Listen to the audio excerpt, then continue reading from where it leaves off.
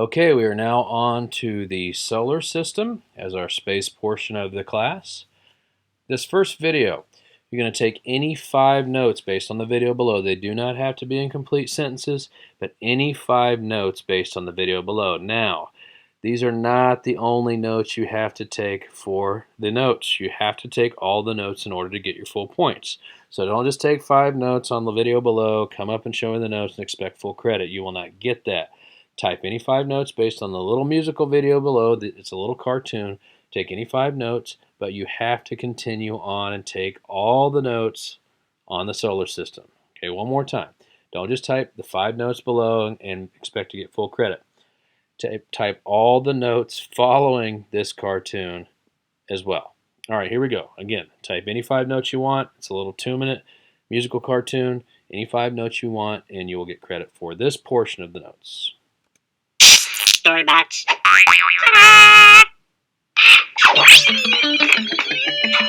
We can see the whole solar system from here. I think we can hear it from here too. We are the planets of the solar system, different sizes for everyone. The music never ends, we are such good friends, and we all orbit the sun. Here comes the sun, rapping first on this track. From the beginning, I'm the center of the solar system. Planets be spinning around me, so hot, I'm roasting, you see. Now I pass the mic to the planet closest to me. Mercury, the smallest planet, small as Earth's moon. I get super hot and cold and it's been very slow. I'm Venus, I got mountains and volcanoes and spray. I'm the same size as Earth, but spin the opposite way. Yeah, I'm Earth, I'm the home to every boy and girl. Such a beautiful, beautiful world. I'm Mars, a red planet. I got deserts and ice, and I've got 2 moons. That's like 1 moon twice. I'm Jupiter, the biggest planet. I'm humongous, gargantuan. I spin the fastest, rap the fastest, plus I'm handsome. Blam, son. Oh, please, I'm Saturn. Check out my beautiful rings, made up of billions of rocks, dust, and other things. I'm Uranus. I say that with pride. Okay, I lied. I'm embarrassed because I'm the only planet lying on its side. I'm Neptune. I'm cold, dark, windy, and mysterious. I'm very stormy, so bring an umbrella. I'm serious. We are the planets of the solar system, different sizes for everyone. The music never ends, we are such good friends, and we all orbit the sun. Well, we are done exploring the solar system. I am thirsty. Let's explore the rest of the Milky Way galaxy.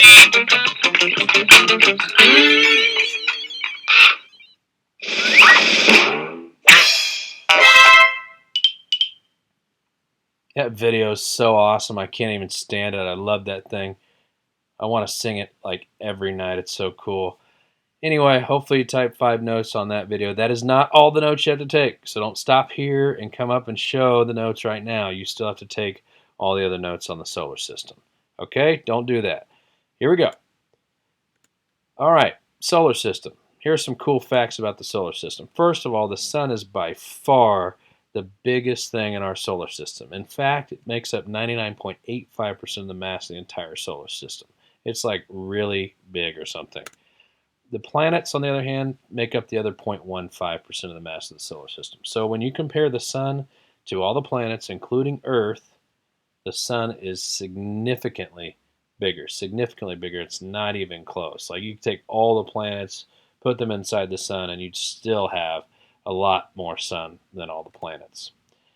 Since the sun is the biggest object, it has the largest gravity. So therefore, all the planets will orbit around the sun, not the sun around the planets. Back in the old days, in ancient times, people thought that the planets were the center of the solar system and that the sun rotated around the planets, specifically the Earth. That's not true. Because the sun's so big, the planets actually rotate around the sun. So, sun's in the middle, planets circle or orbit around the sun. When they orbit in what are called ellipticals. Now, these are circles, but they're not really complete, like circles.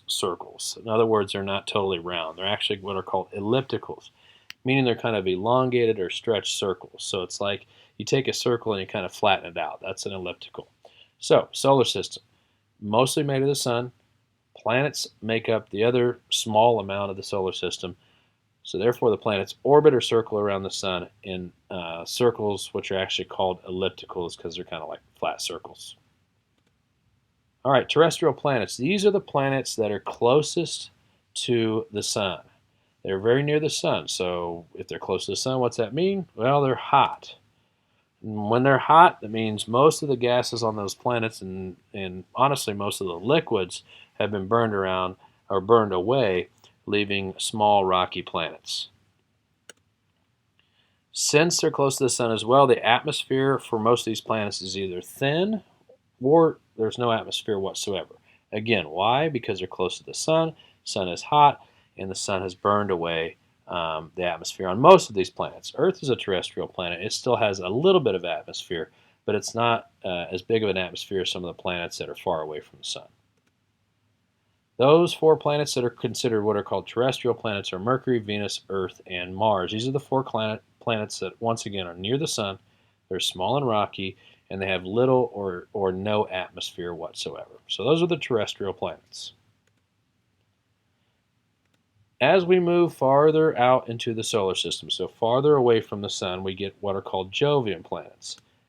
Jovian planets, like I mentioned, are far away from the sun, and since they're farther away, they tend to be cooler planets because the sun's heat is not as close to them, so therefore they have more gas. So these planets tend to be larger, and mostly they're made of gas. You don't get as many rocks on these planets. They're mostly made almost entirely of gas. Since they're made of gas, they have very thick atmospheres, which means a lot of storms, probably turbulent weather, high wind speeds, because the sun's energy can't get to them as well, so therefore they're bigger because they basically can't evaporate the gases on the planet. So very thick atmosphere and turbulent weather. And also actually two of the characteristics of the Jovian planets are that they have a lot of moons and a lot of rings. Some of the inner planets, some of the terrestrial planets have moons. We don't have rings, especially here on Earth, but we don't have as many moons and rings as the Jovian planets. And again, this is because these planets are farther away from the sun, therefore they don't get as much heat, so therefore they have more mass because the sun's heat can't affect them, and therefore melt or evaporate any of, not all of, but parts of those planets. These planets are Jupiter, Saturn, Uranus, and Neptune. Those are the 4 Jovian planets. So again, Jovian planets, farther away from the sun.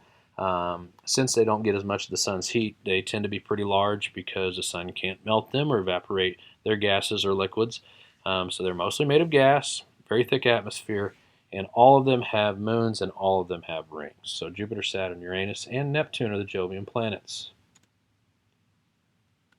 So how all this happened? Well, one of the beliefs of how the solar system came about is the nebular theory. Now, let me stress this. The nebular theory is not necessarily true. It's not necessarily false. And here's why. Back when the solar system and frankly the whole universe was created a long time ago, there were no humans around. So since there were no humans around, there's no records of how all this happened. So this is just a theory, and there are many theories on how not only the solar system but the universe as a whole are created. But the truth is, scientifically, we can't prove any of these things because we weren't around as humans. So is the nebular theory true? It might be. There's some pretty good evidence that supports it. But do we know 100% if it's true? No, we do not. So it's just a theory. It's just one of our guesses on how the solar system came about. Like I mentioned, it is a theory. We don't know for sure. And here's why. The sun and the planets were believed to have started from a rotating cloud of gas and dust. Basically, there's this cloud of gas and dust that's just out there floating in the universe. As this cloud of gas, as you can see down in the video below, began to gain size, it starts to rotate or spin. As the cloud began to spin more and more, it increased in speed, basically because it's getting more mass, more gas, more dust, more particles. As it's becoming more massive, it's getting faster.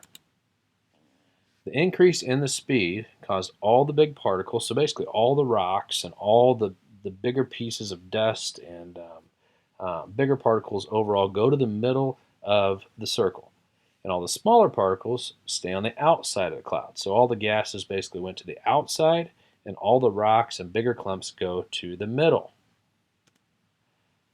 And what happened was, as these clumps kind of smashed together and combined, they began to create bigger clumps. It's kind of like if you had a piece of Play-Doh, and 10 of your friends also had pieces of Play-Doh, and you guys had a big Play-Doh war, and you threw them at each other and they started to clump together.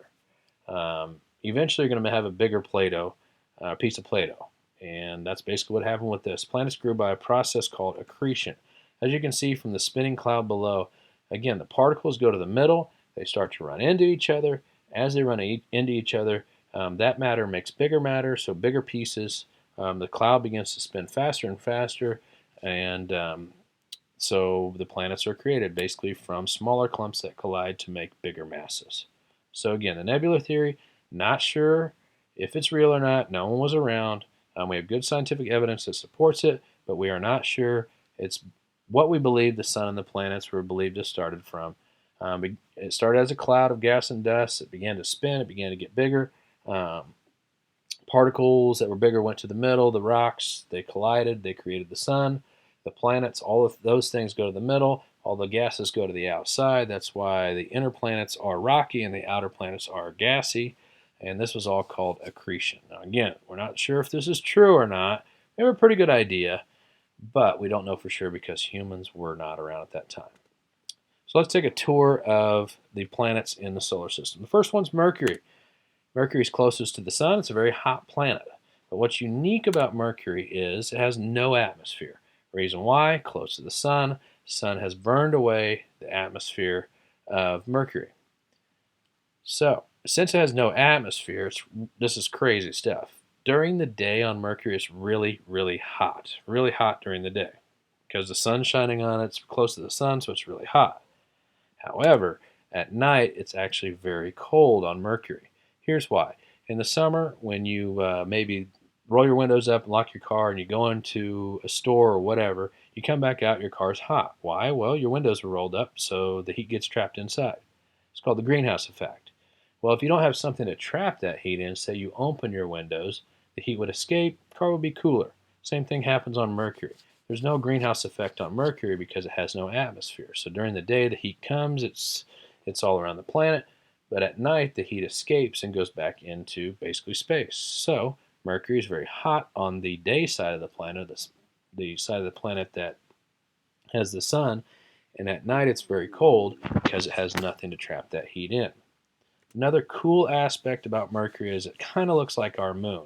As you can see, if you look at this video, you can see there's all these scars, all these marks on Mercury. Those are what are called craters.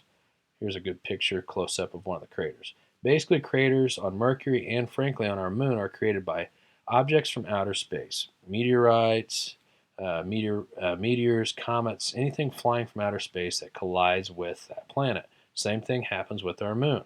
Basically, these particles come into the atmosphere of all planets, and in most planets, especially ours, it's burn up. These objects are burned up. Unfortunately, Mercury doesn't have an atmosphere, so there's nothing to burn up, for these objects to burn up. So they hit the planet and they damage the planet, creating all of these marks, all of these circles, all of these scars on Mercury. And that's created by the fact that Mercury has no atmosphere, nothing to protect it. So Mercury is constantly getting bombarded with things from outer space, and that's why it kind of looks like the moon and has all these scars, all of these craters. Next planet is Venus. It's the second planet from the sun. What's unique about Venus is it has the thickest atmosphere of the terrestrial planets. And because of that thick atmosphere, and also volcanoes on the surface, Venus is actually the hottest planet in our solar system. A lot of people think that Mercury is the hottest planet in our solar system because it's so close to the sun. But in fact, it's actually Venus because of the thick clouds. Again, think about that car. When you roll up the windows in the summer, the car gets hot on the inside because the heat gets trapped inside. Same thing happens on Venus. Venus has a bunch of windows. It's called an atmosphere, very thick atmosphere. When the heat goes in, it gets trapped. Combine that with the volcanoes on the surface, and Venus is the hottest surface temperature in the solar system, even though it's actually the second farthest from, or it's not the closest to the sun, it's actually the second closest to the sun in terms of our planets in the solar system. What this creates is a very hostile, dangerous environment. We could never live here, nor do we think any life exists on Venus because, first of all, it's a very thick, acidic atmosphere that burns up almost everything that comes into the atmosphere. Also, it has volcanoes on its surface and it traps in heat well. Since it does all of these things, Venus has a very hostile environment.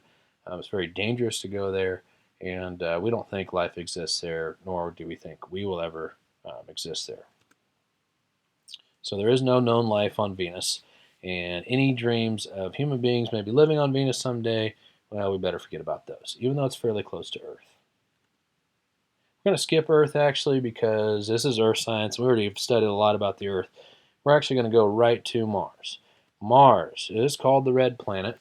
The reason why it's called the red planet is Mars has a lot of rocks on its surface, and some of those rocks contain iron. Well, if you've ever left a piece of iron outside, what happens? It rusts, and rust is kind of that reddish-orange color.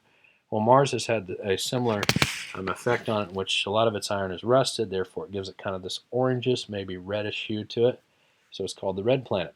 Also, don't believe the hype. There are no Martians on Mars. As a matter of fact, even though some scientists believe there's life on Mars, actually no proven life on Mars, especially Martians. So any scientific or science fiction movie you watch that has Martians, they're probably from a Hollywood studio, and they're definitely not from Mars. So think about that. No Martians on Mars. One thing we do know Mars has is frozen ice. If you'll notice, you can kind of see in this video at the very top, it turns white at the North and the South Pole, just like here on Earth. It has polar ice caps. The water on Mars, we believe, used to be running, but unfortunately it has been frozen on the North and the South Pole, just like here on Earth, and it has frozen polar caps. Another unique thing about Mars is it has the largest volcano in the solar system. This is called Olympus Mons. Some scientists believe Olympus Mons is by far the biggest volcano in the solar system. Some scientists believe it's the size of several states. So if you took like 2 or 3 states, combine their size, states as in here in the United States, they would be the size of the Olympus Mons volcano on Mars. But a very large volcano called Olympus Mons. Some scientists do believe Mars used to have running water, and the reason why they believe it is right now it's frozen on the North and South Pole, like I mentioned earlier. But also you can see Mars kind of has those scars, kind of like Mercury had from all the debris hitting Mercury from outer space. However, scientists believe those scars on Mars are actually old riverbeds or old lakes, or proof that water existed at one point on Mars. So we know that Mars has water because it's frozen on the North and the South Pole, but these scars on Mars allow us to kind of think that maybe at one point Mars used to have running water. And this is why some scientists believe we could live there. I don't personally believe that. I don't think we'll see that in our lifetime, but some scientists do believe we could live there. One of the reasons why Mars is close, that's one reason why we can get there fairly easily, but also it does have water on the poles, which scientists think we can tap into and maybe live there someday. Again, I don't believe that. I don't think we'll do it, especially not in our lifetime, but there are some scientists that believe we could live there in the future because it is fairly similar climate-wise to the Earth. Moving out to the Jovian planets, biggest planet in our solar system is Jupiter. By far the largest planet, but it's actually significantly smaller than the Sun. This tells you how big the Sun is. Even though Jupiter is the biggest planet by far in our solar system, it would take 800 Jupiters combined to reach the mass of one Sun. So it's a really, really big planet, but it's not that big compared to the Sun. A large amount of gas. Again, the Jovian planets, the planets that are farther away from the Sun, have much more gas because the gas is never evaporated due to the Sun's heat because they're farther away. Also, Jupiter has many moons, at least 28 that we know of so far. Actually, if you look this up, you'll probably find a number that's greater than 28. The reason why is scientists are finding new moons all the time on the 4 Jovian planets, the planets that are farther away from the Earth. So Jupiter, Saturn, Uranus, and Neptune. Scientists are always finding new moons on these planets, and frankly, those moons are always disappearing because the planets are so big. The moon goes to the other side of the planet. They might not see that moon for several years. So right now, officially, there are 28, but there may be more soon, as scientists seem to be finding new moons and new objects floating around these Jovian planets all the time. Many rings, you can't see them on Jupiter, but every Jovian planet does have rings. Most pictures you see of Jupiter will not show the rings, but if you look closely in some pictures, you'll see that they do have rings. Finally, I have a really, really cool storm system on Jupiter, which has been going on since we've been able to observe Jupiter. It's called the Great Red Spot. It is the biggest storm in our solar system because it's on the biggest planet. Basically, it's like a very large hurricane on Jupiter without water, if that makes sense. It's just like a huge storm. As you can see, as Jupiter zooms in, you'll see right here, this is the Great Red Spot. This storm changes sizes, but scientists believe you could fit several Earths. There it is right there. There's a good picture of the Great Red Spot. You could actually fit several Earths, so the whole planet of Earth, inside that one storm. So the largest storm in the solar system is called the Great Red Spot. Jupiter is by far the largest planet. It has moons and rings, as all the Jovian planets do, and it's actually one of the cooler planets you can see if you look through a telescope. Moving further out is one of the most recognizable planets in our solar system, and that is Saturn. What stands out about Saturn is the rings. Probably the only planet with, sometimes your naked eye, you can look up in outer space at the right time, and you can see that Saturn has rings. Again, Saturn, like all other Jovian planets, also has moons, 31 moons, again, that we know of officially, but again, that number kind of seems to change sometimes, and scientists are finding new ones, and old ones are kind of disappearing all the time. So 31 that we know of, but there could be more than that. Very strong winds up to 932 miles an hour. A really strong storm here on Earth might have winds maybe 60, 80 miles per hour. But on Saturn, you're looking at storms that are huge, or very strong. Again, a lot of gas in these Jovian planets, up to 932 miles per hour on Saturn that we've recorded. Very strong storms because of those strong winds, and a very large planet, second largest planet in our solar system, next to, of course, Jupiter, which is the largest. But Saturn, one of the most recognizable planets because it has all the rings and the moons, and it's very large. What's cool about Saturn is a day on Saturn is about 30 Earth years. So one time, meaning one day on Saturn, is about 30 Earth years. So basically my entire life has been basically one Saturn day. This is because the planet is so big, it takes so long for it to make one complete turn. So Saturn, second biggest planet in our solar system, lots of rings and moons, lots of strong wind storms, and a really, really, really, really long day. Moving further out, a very unique planet is Uranus. Some people say Uranus, I know that, but some scientists say Uranus. So either one, Uranus, whatever. But it's a sideways planet. That's what's cool about Uranus. So you can see it has rings just like all the Jovian planets, and it rotates on its side. Some scientists believe the reason why Uranus rotates on its side is because it used to be possibly a moon of either Jupiter or Saturn that somehow escaped the gravitational pull of those planets, kind of took off flying out into outer space, and for whatever reason kind of landed on its side, but it is known as the sideways planet. Like I've said with the other Jovian planets, it does have rings. We didn't actually know this until maybe 15 years ago, maybe 20 years ago or so. I'd have to look it up. We thought Uranus did not have rings, but it actually does. And we always kind of thought that it rotated on its side. But once we discovered that these rings were on Uranus and they were sideways, we knew that Uranus does rotate sideways, thus being called the sideways planet. It does have many moons, just like all the Jovian planets, and is gassy, just like all the Jovian planets. So again, Jovian planets, all gassy, all have rings, and all have moons. It just happens that Uranus is sideways. And our final planet is Neptune. Remember, there is no Pluto anymore. Pluto is no longer considered a planet anymore. It's considered a dwarf planet, but no longer a planet because it was so small. It is no longer considered a planet. As a matter of fact, scientists now believe there are 7 moons around Neptune, Saturn, and Uranus that are actually bigger than the planet Pluto, and that's why there is no Pluto anymore. But Neptune is our final planet. It is our 8th planet, and just like the other Jovian planets, very stormy, high wind speeds, again, 600 miles per hour, which would be significantly greater than anything we see here on Earth, again, because the planet's so big and has so much gas. Also, this is really, really cool stuff, in my opinion. Neptune used to have what was called the Great Dark Spot. Scientists didn't really know what this was. It was kind of mysterious, but they believed it was basically a big storm on Neptune. The reason why I put had is the great dark spot in like the last, I'd say, 5 years or so, actually disappeared on Neptune, and they haven't seen it in a long, long time. But they think it's just on the other side of Neptune. Because it's a storm, it's always kind of moving and reshaping itself, but they haven't seen it in a long time.